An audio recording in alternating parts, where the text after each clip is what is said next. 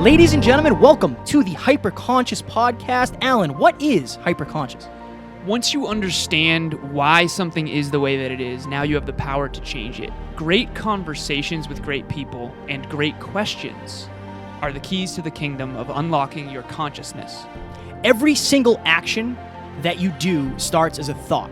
When you control the way you think, you will control the way you act, and you will control the way you live. That is hyperconscious.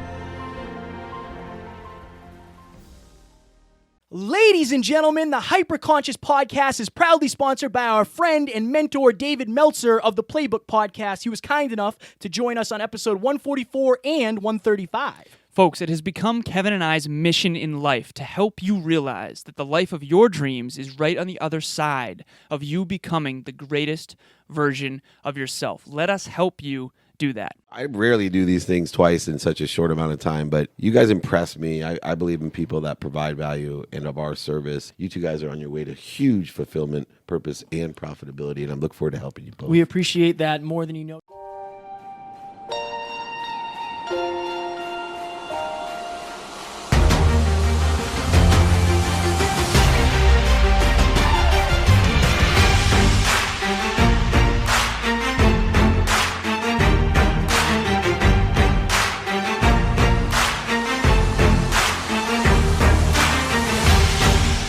Ladies and gentlemen, welcome back to another very special, as always, episode of the Hyperconscious Podcast. If you're watching this on YouTube, we are in a different area today. We are on the West Coast at Sports One Marketing with the one and only Dave Meltzer. How are you doing, my friend? I am amazing. I'm looking at you so worried that you're going to get sunburned while you're out here. This is the Canadian conundrum of UV protection in front of me. We're enjoying it thus far. So it's short. We got a shortened interview. We want to get right into it. One thing that I've taken away from you, so many things, but one thing majorly is you say be more interested than interesting. And I think that's something I've never heard before you. What does that mean? And how can somebody enter the room knowing, like having that intention? It's a philosophy of betterment, right? So it falls into line with a lot of the other philosophies I have of being kind to your future self. But at its core, it's a philosophy of betterment, meaning those people that are more interested, right, that are asking for help, that are asking how can they be of service, that are asking the extra question, that are searching for, right, that pursuit. It's a philosophy of betterment that basically what I'm doing is, hey, everything I come in contact with, I want to make better. How do we do that? I got to be interested in it. What is interest? It's focus, right? A lot of people mistake fear as a motivator, but fear focuses us. Well, this focus is essential. And so by having a philosophy of being more interested than interesting, it allows us to focus in on what we want. And you guys know my equation. Your audience may not yet, but my equation is simple. Focus is so essential because that's what we pay attention to. Right. And when we know what it is that we're paying attention to, when we're more interested than interesting, we then can put our intent into it. So attention plus intention, which as you know is the three laws. Intention is the aggregate of the law of Goya, get off your ass, work hard, smart, and long. The law of attraction, which says create a void or a need, and it'll fill itself when you put the intent into it. And the law of surrender, which is stay out of ego-based consciousness and get out of your way. That aggregate itself of intention, if you take attention, your focus, you're more interested than interesting. Your intention, the law of Goya, the law of attraction, and the law of surrender, that equals the mathematical occurrence that most people aren't even aware of called coincidence. Coincidence is a mathematical occurrence of everything that you want and desire. It's your perspective that you've projected from nothing. And it's so essential, the key to that and the cornerstone to that. And I appreciate you guys bringing it to my attention because some of the basic stuff that I started out in writing in the book Connected to Goodness, like being more interested than interesting, still hold power, the same as saying thank you before you go to bed and when you wake up, like gratitude.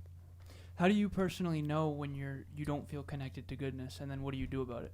So first of all, connected to goodness is we're always connected to the most powerful source of energy and light, the most powerful source of inspiration.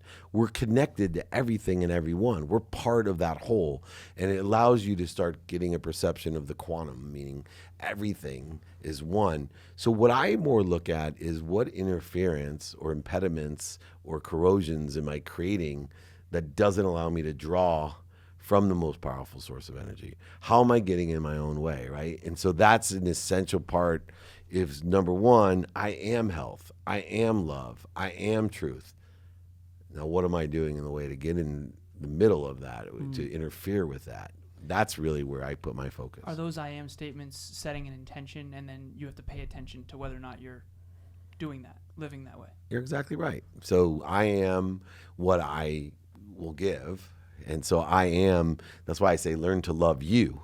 Because if you can love you, you can learn to forgive you.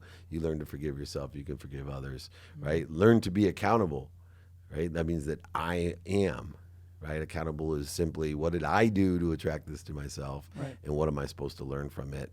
And lessons obviously play a huge role in our journey to enjoy the consistent, persistent pursuit of our potential. This is a question I was very intrigued to ask. So The Secret, the book The Secret, is very much about manifestation, the law of attraction. What is your definition of manifestation, and how can somebody take something from a thought to a reality?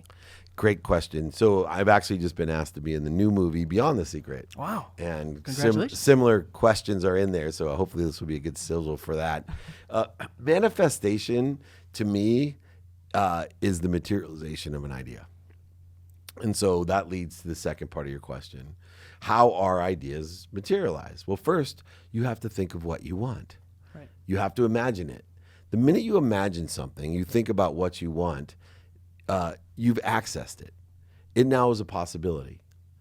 Where do you think that comes from? Oh my God, a creature, a half bunny rabbit, half pug, and half dinosaur. Boom. I know I just described it to you. It's actually a form of manifestation. It's a possibility. It's a possibility. 3 halves of 3 different animals.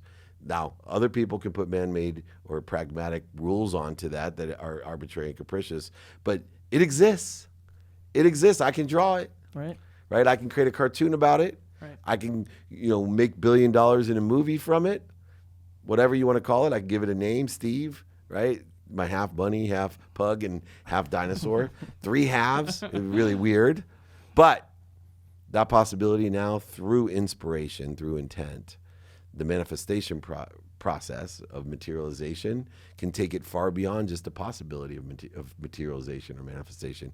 Inspiration, intent will take it to a probability. Right? When we're inspired, my half dog, half pug, half bunny, and half dinosaur, if I become inspired to go ahead and write a movie script and all that, now it's a probability. I got a treatment, I got a movie, maybe I got a pilot, who knows? I got a cartoon book, I got toys. Whoa. You got all that stuff? Maybe it's in a video game. What's the difference between that probability and my perspective? My perspective is already real, right? Yeah. It's just me, the how, to get in my own way to materialize it for other people to have the same perception. So our perception creates reality every day. That's the conflictual idea of what people don't understand, is that if I'm concerned about mine, right, first, then I can share it. The problem is we're trying to share other people's perception instead of worried about our own projection of perception of the half dinosaur, half pug, and half bunny. Well, we all have a different image of that right now when you describe it. So where I think people get choked up is they don't have the skills yet to actually manifest it into the physical reality. Yeah. So how do you know what skills you need to develop when you don't have the awareness of what skills you need to develop? Like, let's say you didn't know how to draw. You got to take time out of the equation and ask for help. Right? You have to ask for help. Do you know anyone that can help me? I'm trying to draw a half dog, half pug, half bunny, and half dinosaur. You know, it can help me. Oh my gosh, I know so-and-so, or I know drawing, or have you looked at this book where the drawing, right? And now more materialization, more refined perspective, more possibility to probability to perspective. That's why what and how are so important. Everyone's why is the same, right? We want to help something or someone. We just use that to truly interfere with the fact that we don't know how, which really says, I know how to do every single thing. And because of the internet now, it's easier, but I know how to do every single thing. Give me anything, I'll tell you how I can get it done. You pick anything. You want me to tell you how to get to Mars? No problem. I'll call Mike Massimino, at NASA. And ask someone who's done it? Yeah, or knows. Right. Right? And if nobody knows, then get a group of people that have the most skill set that can enable it to happen so that we all together can figure it out. Why don't more people ask, do you think, in your opinion? Ego, fear. We don't love ourselves, so immediately we put conditions and judgments on other people's perception of us, right? And we do it all the time. There's so many times that I say things to my wife with really good intent, and she takes it the wrong way. Nothing I can do about that. That's the whole problem. We're afraid, right? Someone's going to say, oh, that's stupid, right. Or I can't help you. You're just cutting yourself off from allowing someone to experience the greatest pleasure in life, which is to help somebody. So you start thinking about, when I ask for help, I'm giving a blessing to that person. Interesting. Yeah. Interesting. That's a shift for sure. So I had a bunch of questions that I wanted to ask you. So one of them, we were on a call. This is before you coached Kevin and myself together on those calls. And I remember you saying that pain gives you focus, but it's not necessary. Right. Can you go into that for our listeners? And I honestly don't know if I fully understand it yet either. Okay, so first of all, let's see where pain comes from. Pain comes from lessons that keep coming that we don't learn. When you have a lesson that comes in life, pain is apparent. If you can take that out of context and say, there is no pain involved in lessons, I'm just going to enjoy the lesson, right? Pain is a perception. Right. It's a full perception. So when you can, and I'm working on this myself as a muscle, and I'm getting much better at it, saying, oh, this didn't happen the way I thought it was. In the past, I would have said, this is painful, this is a problem, and lose energy. Meanwhile, I sit into a state of, oh, what a great lesson this is. Let me be more interested than interesting. Let me put my attention onto this lesson. Let me put my intention into this lesson. Let me create the coincidences from this lesson that I want, which would not be painful. And so pain is a perspective. And what's painful for you may not be painful for Kevin or painful for me. Other things, that's why they vary because of perspective and subjective value, what pain is. But pain is the result of not learning a lesson. So if you take the perspective that I'm just here to learn the lesson, you've taken away the pain. Interesting. How do you, so you were telling us your schedule and the things that you've been doing and running Yeah, around. I just came off the most productive and accessible week of my life. So there's the comfort zone, the learning zone, and the anxiety zone. I have been in the anxiety zone lately, but I realize that I'm stretching myself. How do you make sure each zone is either growing or shrinking properly, and you're not crippling yourself while you're doing it? They're all interconnected, right? So you're either expanding or contracting. Okay. Right? And when you live out into the anxiety zone, you're going to contract everything. So to make it really simple, our goal in the comfort zone, it's unconscious competency. We don't have to think about it. Riding a bike is the easiest example, right? The learning zone is where we're learning lessons. The anxiety zone is where we're putting judgments and conditions on those lessons, getting in our own way and constricting or interfering with the energy of the greatest source of energy. If we can stay in the learning zone, what happens is the size of our comfort zone now becomes what the learning zone was, and what used to make us anxious now is learning. Right. So we live in an expanding universe. We want to expand ourself, our understanding, awareness, and enlightenment. We do that through this process of learning. Now, my belief is you're making a mistake if you feel you're living in the anxiety zone, because what you should do, because when you're in the anxiety zone, you're constricting. Right, you're going to make your learning zone the size of your comfort zone. Right. Pretty soon you'll be in bed, won't be able to get out, depressed. That's how people have nervous breakdowns. Highly functioning people that used to have huge learning zones. Right. I've now been constricted down to I can't get out of bed. I want to kill myself. Right? Why? Because they don't understand that the first step when you're always pushing towards that anxiety, but if you get into the anxiety zone with something, your ego's in the way. You need to take a step back, stop, drop, and roll back into the learning zone, if not even back into the comfort zone. Get to a higher frequency so you can continue to expand. So when you say get back, are you saying physically or are you saying mentally? Both. Okay. They're both combined, and I think too many people make that mistake. Okay.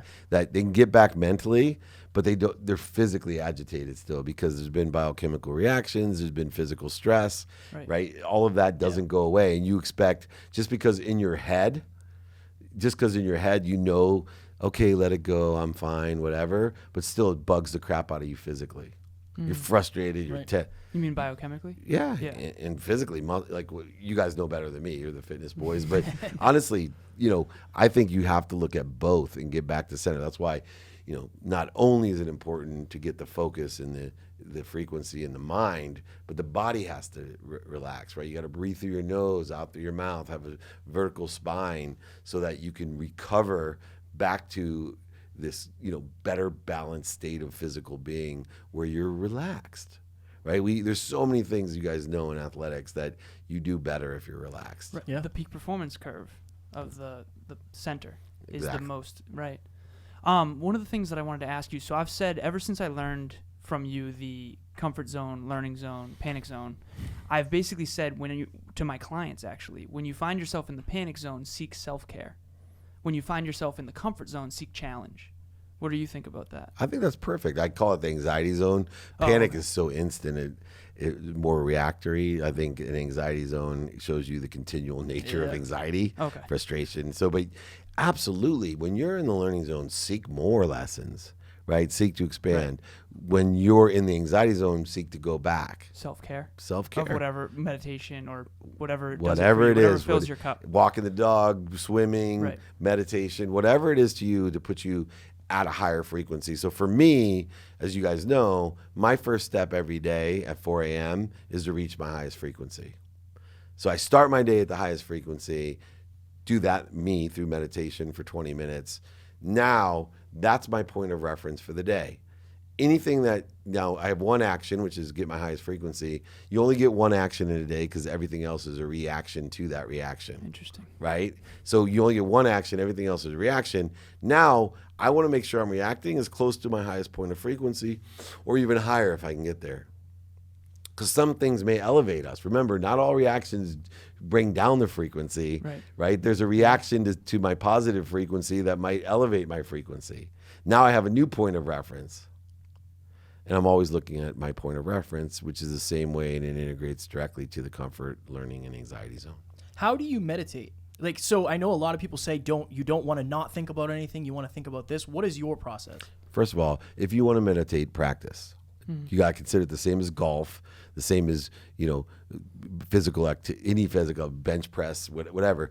You got to practice it. And so, what the problem I feel is people don't start because they're wondering what meditation is. Right. Start, right? Get Headspace, the app, go watch videos on YouTube. I do theta meditation, which is about elevating your vibration so I can raise my awareness. Awareness is key for me so I can understand and raise my frequency. Can only be able to witness or see or be aware of that which vibrates equal to or less than you. So I'm constantly trying to expand my vibration. Okay. But I've had years of training at that. I was the most resistant person that you've ever met when it came to meditation. I'm the one when the person who taught me meditation told me it could change my life. I told her I don't have time to meditate. I've done everything myself. Only poor, broke, drunk, stoned people that live on their mom's couch, sick people meditate. They're all full of it. Now it's the most essential thing that I do because I understand it finds my frequency. So there's a variety of different ways. Start seeking help and guidance and learn. Whatever it is for you, there's tons of information. Start somewhere and evolve to what's best for you. When did that shift for you? And I guess what was the catalyst to go from that mentality of closed off to meditation to now open to it and practicing it? One simple description from Dr. Sangeeta Sahi, who taught me how to meditate. She asked me if I meditated. I laughed at her and gave her that soliloquy about, broke, poor, sick people on your mom's couch and that I'm in control. And, I made and built everything myself. And when she told me that through meditation, I could help you find a greater awareness, that I could increase your vibration, and that everything vibrates: the earth, the plants, the animals, sound, light, and thought. And then she rocked my world and changed it by telling me, or asking me, what do you think vibrates the fastest in the universe? And I looked at her with my arrogant, closed mind and said, I have no idea. And she said, the truth. The truth vibrates the fastest. And wouldn't you like to live in the truth, your higher self, in pure love and pure frequency? I can help you pursue your truth, your potential, through meditation. And mathematically and through physics and that, I just said, wow, you know what? I want to learn how to meditate. And she had a workshop, and I stayed. And from day one in it, I was just blown away by the power that I had, and I wasn't aware of it. I'm gonna challenge myself to start meditating more. Good. So I always like to pull back the curtain Good. on who the person actually is and what they're going through. What is something or your biggest struggle that you're dealing with right now? Oh, by far. I have a daughter who's a freshman, and it's the second round for me, right? My other daughter transitioning from our home, where everyone has their own room and their own bathroom and their great cars and all their friends and all that, and then transitioning to being away. Both my daughters went away to school, allowing them, to learn themselves. Right. I'm so tempted to give them the David Meltzer philosophies and send my book and, coach them. Right. Like, what are they thinking? People pay me thousands of dollars, and they're not even asking me for help. Right. And one of the things I teach is ask for help, but I can't even tell them ask for help because I'm their dad. And so I'm really, it's a huge lesson for me of, okay, I have to allow someone else to live at their own frequency and to know that I was in the same, like, I cried at night when I was a freshman. I wanted to transfer. It's just, I don't understand it all yet. And it's a huge, there's certain things I'm just on top of. Right. Like, I have great confidence. I know I have to learn more, but I'm really good at it. I am not good. I haven't learned these lessons yet on how to, make sure that I allow my own children to learn on their own and to stay enough engaged where they know I care, but not enough engaged where I give them advice of what I care, or somehow subtly, organically to give them that. I don't even know. I wish they would just follow me and watch that, but I can't even tell them to follow me. That has been really good. I'll never forget on one of our calls, I think you said, there's nothing dumber than a teenager. I was the dumbest one. Yeah, and I still, not to offend anyone, that's the way I have not witnessed such, ignorance in my life. I think it's hormones. Teenagers, yeah, it's a whole thing. That'll do it. So there's one question that I wanted to ask you. So over the past 6 months or so, since the very first time we interviewed you for the first 20 minutes on the Hyperconscious podcast, I've asked you a different variation of the same question. Every single time I get the same answer. You already alluded to it, so you'll know what I'm talking about. But each time I understand what you're saying just a little bit deeper. The question is this: what is it that holds people back the most, and why? I know your answer is ego, but I'm hoping we can go through the layers one more time so that I might be able to, and the listeners, understand it better. Of course. So ego is any fear-based or shortage or scarcity. Right? The purpose of the ego is to hyper-focus us to protect our embodiments, right? It's to hyper-focus. So when you see a woman, a grandma that can pick up a car because a baby's being smashed, it's not super strength, it's super focus, but we don't see what happens after she lifted the car, the damage that she did to her tendons and ligaments and the muscles. And there's tons of people, drug and non-drug induced, of what those drugs or non-drugs do to focus people, that they perform extraordinarily well in a very short amount of time. But because fear or ego is the biggest depreciator of energy, it's the number one problem that we have. It creates the most interference or the most corrosion to that which inspires us. If we live in a tired, inspired life, we can be more and more productive and accessible, even if you're older. Right? It gets better and better. It's not a muscle where, right now our technology doesn't allow us at 90 years old to be faster and stronger than we were when we were 25. Right. But the technology of the ego allows us to have that muscle so that we're always connected to this source of energy. So if we work on our ego And we do that through, number one, understanding and being aware of what the ego is. So I started to identify the emotions of the ego, the needs of the ego, right? The energy and motion that it did, the corrosion. What was causing these corrosions? Where was I wasting time, emotion, and energy, right? So I looked and saw the need to be right. Every time I had a need to be right, what a waste. The need to be offended, the need to be resentful, the need to be separate from anyone, the need to be inferior to other people, and the need to be superior to other people, the need to be angry sometimes, the need to be frustrated, the need to be anxious, the need to be fearful, the need to want more for not knowing what more was, like the need to put arbitrary and capricious conditions and judgments on things, the need for illusions in my life. And so more and more I create this list of identifying the ego as if it was materialized, so that I know that that's a signal to my conscious being to stop, drop, and roll, right? To stop for a second, get back into the learning zone, and roll forward towards the trajectory that I want. Because I know one thing about the ego: it creates the shortages, voids, and obstacles and interference of the most powerful thing that we have, our inspiration.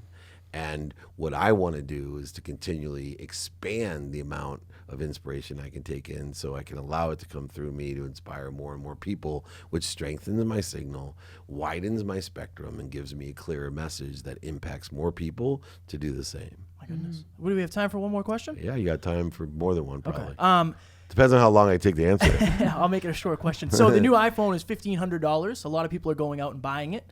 How can we get people to spend the $1,500 to come to an event like Brendan Burchard's Influencer Academy and change their lives forever versus, them running out and buying some shiny object? Well, first of all, iPhone's not a shiny object. Okay. Right? An iPhone is what you make it. So I don't suggest that everyone go buy an iPhone. Those people that can buy an iPhone and make enough money to go to Brendan's influencer event should buy an iPhone. Those people that are shopping for the wrong reasons should utilize, if their objective is to build their brand or make more money, they should spend it on things like Brendan. Right. So I don't think the iPhone isn't the problem. It's that people buy things or shop for the wrong things. What are the wrong reasons in your opinion? They're not mine, right? Like for me, there is no wrong. I think I made my head of my media, Justin, who's sitting over there. He was not still comfortable asking. He knew that we have a big need for that camera, for the amount of content that I do. Right.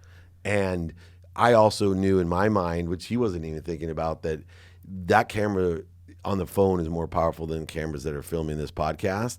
And Sennheiser had a microphone that was the same quality. And now, because I do so much on the sidelines and on stadiums where there are all these different arenas and stuff where there's rules against big lenses, now I can get 4K quality. Right. I mean, I was watching on ESPN. They were starting to have players that were just following them around. And my uncle produced the first Super Bowl, was like, do you realize what an impossibility this looks like to me? That kid just filmed himself, right, and then they're using it on TV, and it's a better quality than what these huge cameras that they used to have. So anything you're going to shop for, remember, money doesn't buy happiness as a currency. It's an object and energy that you put into flow to get what you want. If you have green card, you could buy a little bit on Amazon. You got a gold card, you can buy more. You got a platinum card, you can buy even more. But you got a black card, you can buy almost everything on Amazon. Same thing with faith. Right? Faith is what you vote for. If you vote with green card power, you're only going to get a little bit of what you want. You vote with the gold card power, you're going to get more. You vote with platinum card power, you're going to get even more. But if you can vote or put faith and focus and intention into the coincidences that you want, you will shop for anything you want. And how do we know what the right things is? By the lessons that we learn.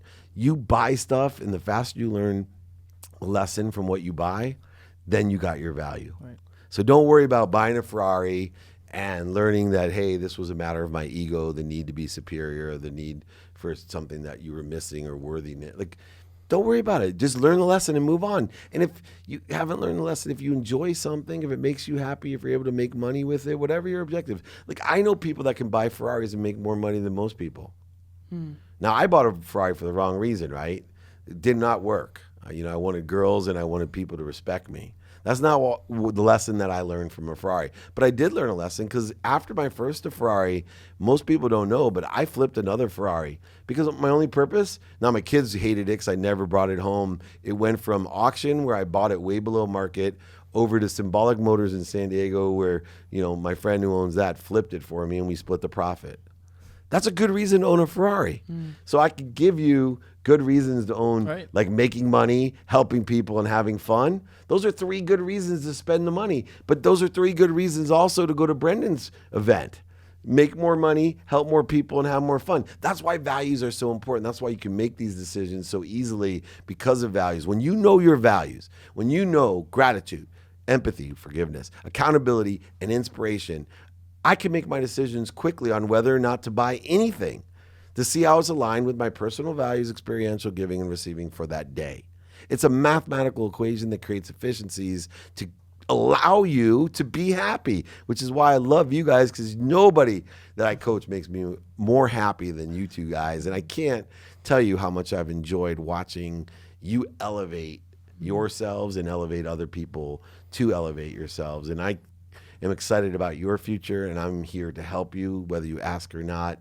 And I appreciated all your great questions, and especially this interview. So please come back and let's do this again. Maybe I'll see you Thursday. We can do a little side content there too. For sure. Let's do it. That would be awesome. We appreciate you so much. Oh man, just share my content and do good deeds like you're doing, and Always. I appreciate you. You have helped me. I told Kevin this recently. I said I don't think I've learned in my life from anyone more than I have from Dave. So those coaching calls are everything to us. Appreciate you so much. Anytime. Thank you. Today. Thank you.